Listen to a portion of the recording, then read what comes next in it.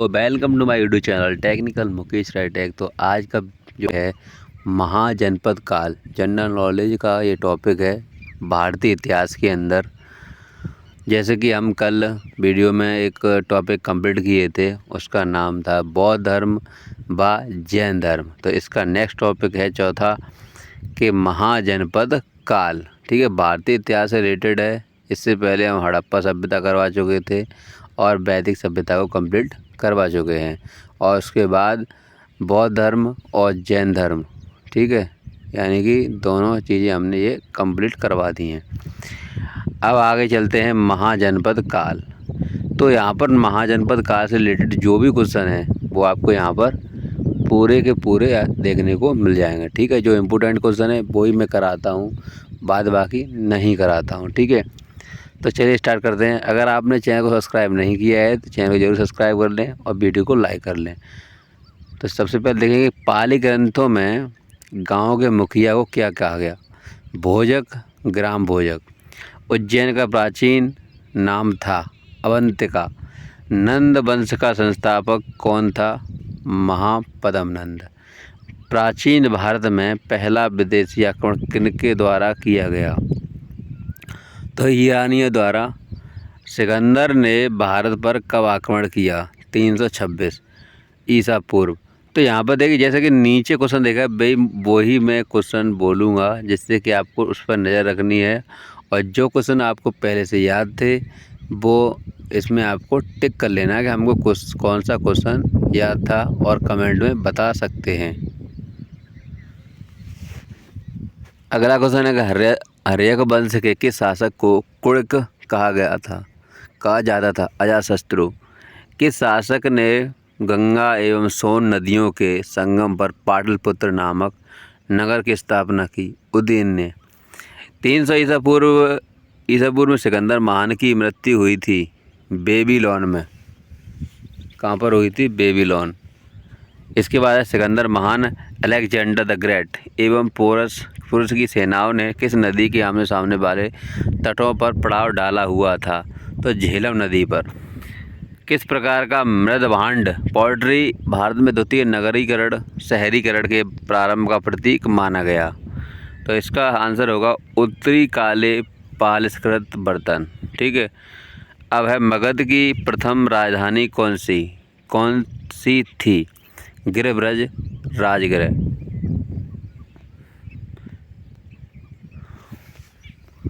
प्रथम पाटलिपुत्र राजधानी के रूप में चयन किया गया उदयन द्वारा। यह डबल रिपीट क्वेश्चन है इसके, जिससे क्या है 2-4 क्वेश्चन रिपीट हो जाते, तो आपको उसको ध्यान में रखना है कि भाई रिपीट ये क्वेश्चन है। 16 महाजनपदों की सूची उपलब्ध है अंगुत्तर निकाय में। मगध का कौन सा राज्य सिकंदर महान का समकालीन था। घनानंद। प्रथम मगध साम्राज्य का उत्कर्ष किस सदी में हुआ था। तो 6ठी सदी ईसा पूर्व। सिकंदर के आक्रमण के समय उत्तर भारत पर किस राजवंश का शासन था। नंद वंश का। ईसा पूर्व 6ठी शताब्दी में प्रारंभ में भारत का सर्वाधिक शक्तिशाली नगर राज्य था मगध। नंद वंश का अंतिम सम्राट कौन था। घनानंद। भारत में सिक्कों मुद्रा का प्रचलन कब हुआ। 600 ईसा पूर्व। यानी कि ये नोट जो सिक्के हैं वो आज से नहीं चल रहे, वो 600 ईसा पूर्व करीब चल रहे थे। अभिलेखी साक्ष्य से प्रकट होता है कि नंद राजा के आदेश से एक नहर खोदी गई थी कलिंग में। पहला ईरानी शासक जिसने भारत के कुछ भाग को अपने अधीन किया था। डेरियस। मगध के किस प्रारंभिक शासक ने राज्यारोहण के लिए अपने पिता की हत्या की एवं किसी कारणवश अपने पुत्र द्वारा मारा गया। अजातशत्रु। किस शासक ने अवंती को जीतकर मगध का हिस्सा बना दिया। शिशुनाग।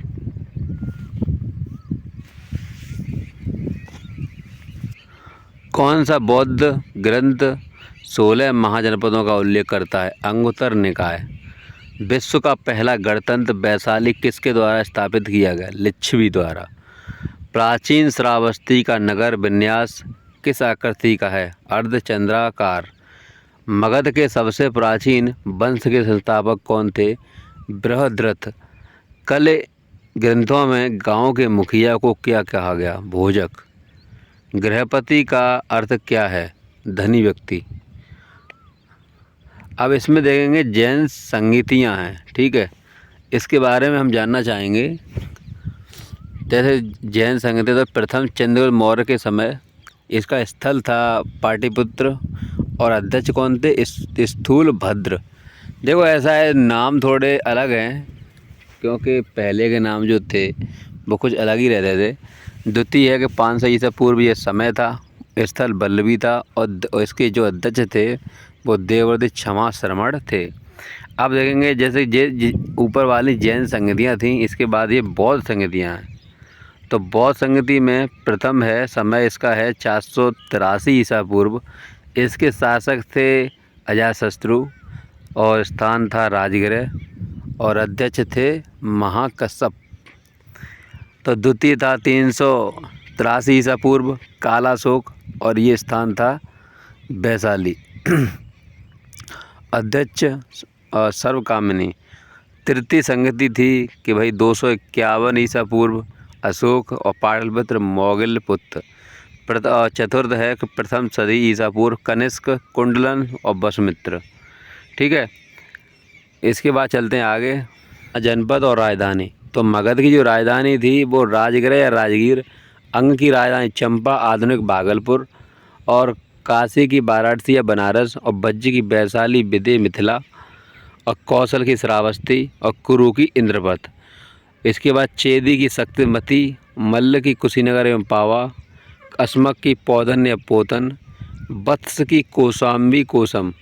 ठीक है, पांचाल की अहिछत्र एवं कौम्पिल्य।